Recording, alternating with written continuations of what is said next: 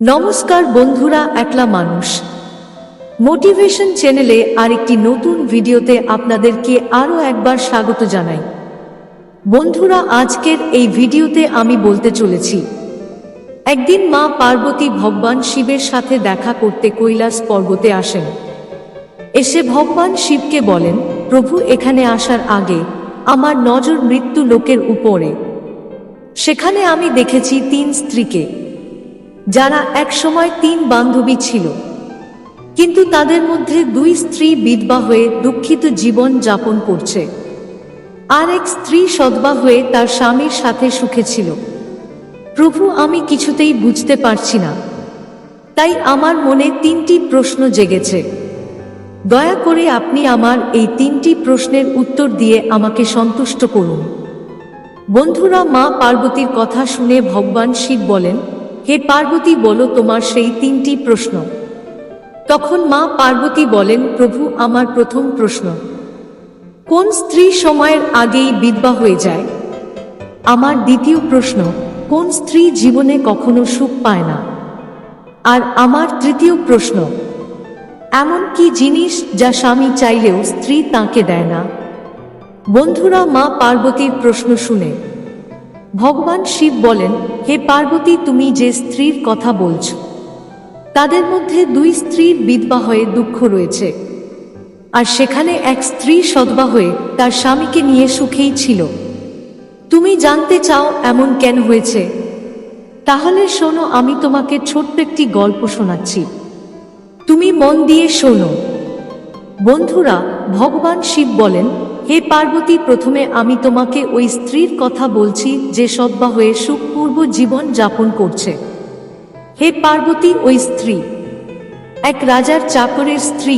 চাকর তাঁর স্ত্রীর উপর পুরো বিশ্বাস ছিল যে তাঁর স্ত্রী পতিব্রতা, যার প্রশংসা সে সবসময় সবার সাথেই করত। একদিনের কথা, একদিন ওই চাকর তাঁর স্ত্রীর এতই প্রশংসা করে যে এই কথা ছড়াতে ছড়াতে রাজার দরবারে পৌঁছে যায়। তখন রাজা তাঁর চাকরকে ডেকে জিজ্ঞাসা করে, তুমি সবাইকে একই কথা বলে বেড়াচ্ছ, তোমার স্ত্রী নাকি পতিব্রতা? আসলে কি তোমার স্ত্রী পতিব্রতা? তোমার কি পূর্ণ বিশ্বাস রয়েছে? তখন চাকর বলে, মহারাজ, আমার পূর্ণ বিশ্বাস রয়েছে, আমার স্ত্রী পতিব্রতা। তখনই রাজার মন্ত্রী বলেন, যদি আমি তোর স্ত্রীর পতিব্রতা ধর্ম খণ্ডিত করি, তাহলে তোর কি শাস্তি হওয়া উচিত? তখন চাকর বলে, মন্ত্রীমশাই, আপনি যদি আমার স্ত্রীর প্রতি ভৌত ধর্ম খণ্ডিত করতে পারেন, তাহলে মহারাজ আমি ফাঁসির শিকার করে নেব।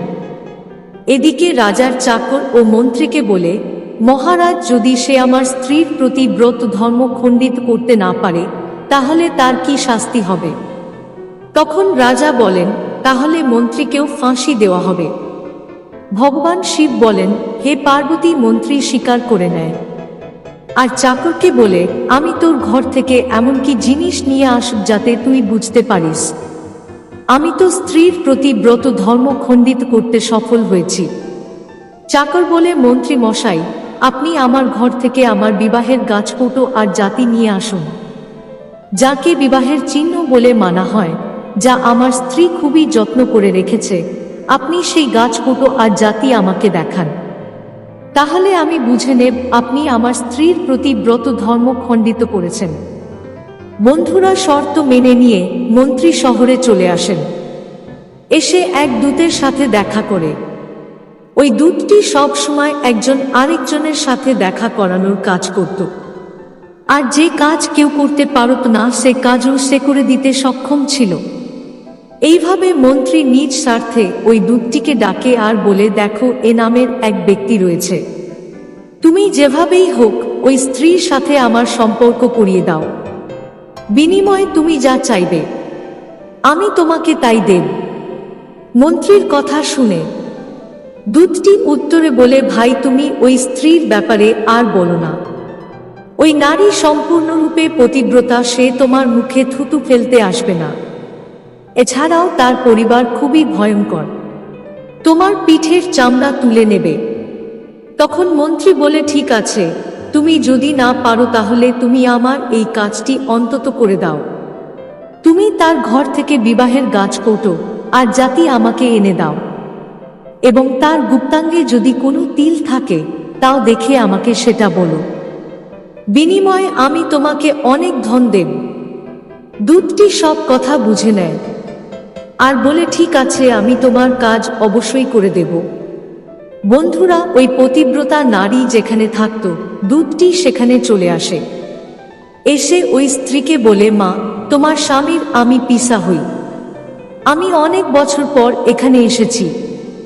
তখনই স্ত্রী বলে, আমি তোমাকে আগে কখনো দেখিনি, তাই চিনতে পারিনি। এভাবে ওই পতিব্রতা নারী দূতটিকে অনেক আদর সম্মান করে, কিন্তু সে জানত না দূতটি তার সাথে যে ছল করতে এসেছে। ভগবান শিব বলেন, হে পার্বতী, এইভাবে দূতটি ওই পতিব্রতা নারীর সাথে 2 রাত থাকে। পরের দিন সকালে যখন ওই পতিব্রতা নারীর স্নান করছিল, দূতটি তখন সেখানে চলে আসে। এসে বলে, মা, তুমি আমার মেয়ের মতো এসো, আমি তোমার গা ঘষে দিই। ওই পতিব্রতা নারী অনেক মানা করে, কিন্তু দূতটি মানল না। সে তার কোমর ঘোষ দিতে লাগলো, বলে, অনেক দিন পর আমি তোমাদের বাড়িতে এসেছি, তাই মানা করো না। এই বলে দূতটি তার মুখে হাত দেয় আর মুখ ধোয়ার বাহানায় তার চোখে জল ছিটিয়ে দেয়, যার ফলে ওই পতিব্রতা নারীর চোখ বন্ধ হয়ে যায়। আর এভাবে গুপ্তাঙ্গের পাশে তার একটি তিল ছিল, দূতটি তা দেখে নেয়। ব্যাস, তার কাজ হয়ে যায়। বন্ধুরা, স্নান করার পর ওই পতিব্রতা নারী যখন খাবার তৈরি করতে রান্নাঘরে গেল, দূতটি তখন সুযোগ পেয়ে যায়। আর এই সুযোগে তার ঘর থেকে বিবাহের গাছকৌটো আর যাতে চুরি করে নিয়ে সেখান থেকে পালিয়ে যায়। আর মন্ত্রীকে এসে সে গাছকৌটো আর জাতি দিয়ে দেয়। সাথেই তার থাইয়ে তিল ছিল 2টি, তাও বলে দেয়। এরপর মন্ত্রী সে গাছকৌটো আর জাতি নিয়ে সোজা রাজার দরবারে চলে আসে। এসে রাজাকে বলে, মহারাজ, আমি ওই পতিব্রতা নারীর সাথে 2 রাত ছিলাম। এই গাছকৌটো আর জাতি সে নিজের হাতে আমাকে দিয়েছে। এরপর রাজা তাঁর চাকরকে ডাকে আর মন্ত্রীকে সেই গাছকৌটো আর জাতে দেখাতে বলে। আদেশ পেয়ে মন্ত্রী সে গাছকৌটো আর জাতি ওই পতিব্রতা নারীর স্বামীকে দেখায়। চাকর ভাবে, আজ আমার স্ত্রী তার প্রতি ভৌত ধর্ম পুরোপুরিভাবে ভঙ্গ করেছে। ভগবান শিব বলেন, হে পার্বতী, 15 দিন পর রাজা তাঁর চাকরকে ফাঁসিতে ঝোলানোর আদেশ দেয় আর বলে, বলো তোমার শেষ ইচ্ছা কি? চাকর বলে, মহারাজ, আমি আমার স্ত্রীর সাথে শেষবারের মতো শুধু একবার দেখা করতে চাই। রাজা বলেন, ঠিক আছে, তোমার ইচ্ছা পূরণ করা হবে, তুমি তোমার স্ত্রীর সাথে দেখা করতে পারো। তখনই চাকর বাড়িতে যায়। বাড়িতে এসে তার স্ত্রীকে বলে, তুমি অন্যায় করেছ, তুমি আমার সাথে অনেক বড় বিশ্বাসঘাতকতা করেছ। আমি তোমাকে বিশ্বাস করে মন্ত্রীর সাথে শর্ত লাগিয়েছিলাম। রাজার দরবারে সবার সামনে আমি বলেছিলাম, আমার স্ত্রী পতিব্রতা, আমার স্ত্রীর প্রতি ব্রত ধর্ম কেউ যদি নষ্ট করতে পারে তাহলে আমি ফাঁসি স্বীকার করে নেব। এখন আমাকে 15 দিন পর ফাঁসি দেওয়া হবে।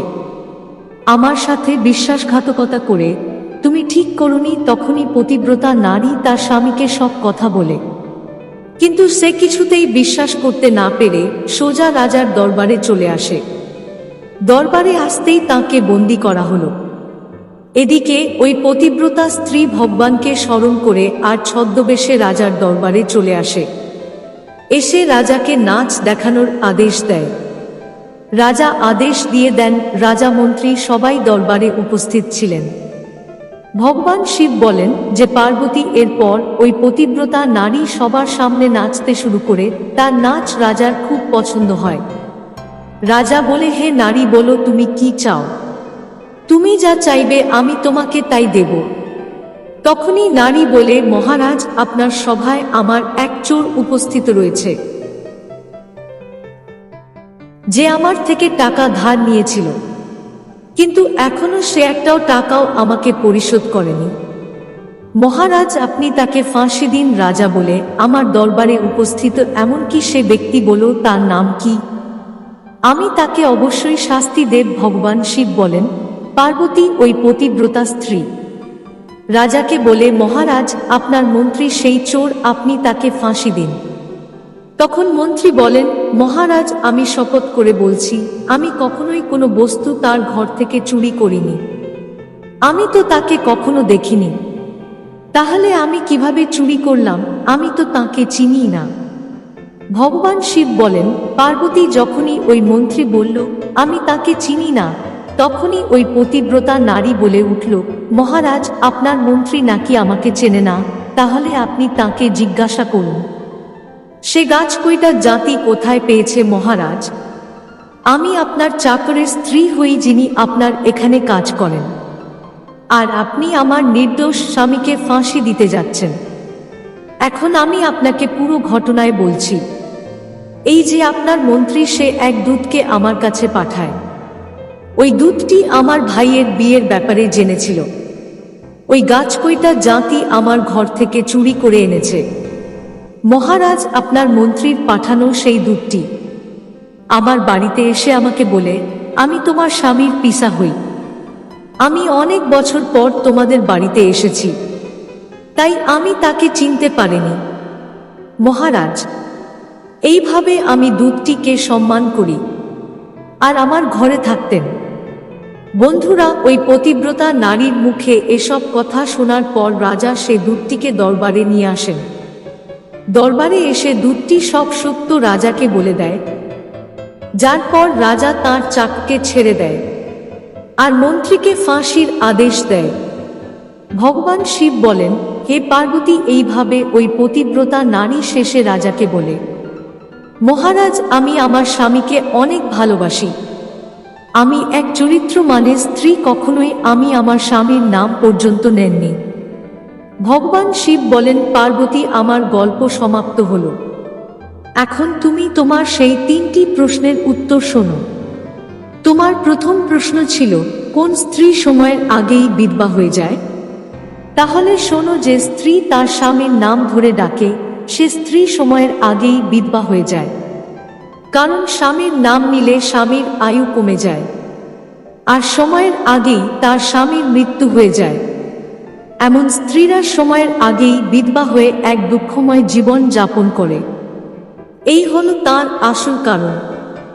পার্বতী, তুমি যে 3টি স্ত্রীর কথা বলছ, তাদের মধ্যে 2 স্ত্রী বিধবা ছিল, আর এক স্ত্রী ওই চাকরের স্ত্রী ছিল, যে পতিব্রতা স্ত্রী ছিল।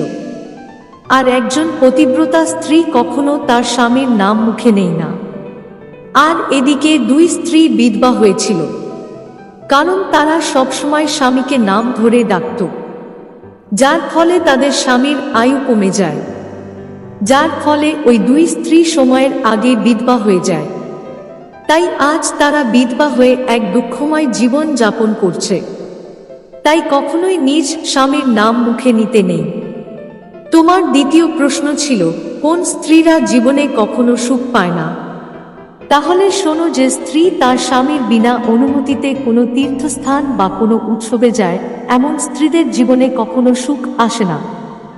এমন স্ত্রী সারা জীবন ঝুঁকি থাকে, তারা স্বামীর সুখ থেকেও বঞ্চিত থাকে। ভগবান শিব বলেন, হে পার্বতী, তোমার তৃতীয় প্রশ্ন হলো, এমন কি সেই জিনিস যা স্বামী চাইলেও স্ত্রী তাকে দেয় না? তাহলে বুঝে নাও, তা হলো গালি। এক চরিত্র, মানে স্ত্রী কখনোই তার স্বামীকে গালি দিতে পারে না। আর যে স্ত্রী গালি দেয়, স্ত্রী কখনোই চরিত্রবান হতে পারে না, এবং তার জীবনে কখনো সুখ আসে না। সময়ের আগেই এমন স্ত্রীরাও বিধবা হয়ে যায়। বন্ধুরা, 3টি প্রশ্নেরই উত্তর পেয়ে মা পার্বতী সন্তুষ্ট হয়ে বলেন, প্রভু, বাস্তবে যে স্ত্রী চরিত্রবান হয়, তাকে কখনোই দুঃখময় জীবন যাপন করতে হয় না। এমন ঘরে সর্বদা মা লক্ষ্মীর বাস হয়, আর এই ঘর ধন ধান্যে ভরপুর থাকে। এমন স্ত্রী তার বাড়িকে স্বর্গ বানিয়ে তোলে।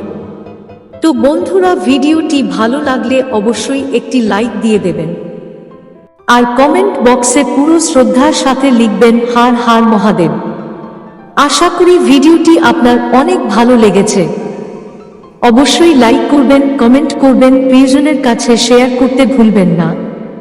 চ্যানেলে নতুন হয়ে থাকলে চ্যানেলটি সাবস্ক্রাইব করে পাশে থাকা বেল আইকনে ক্লিক করুন।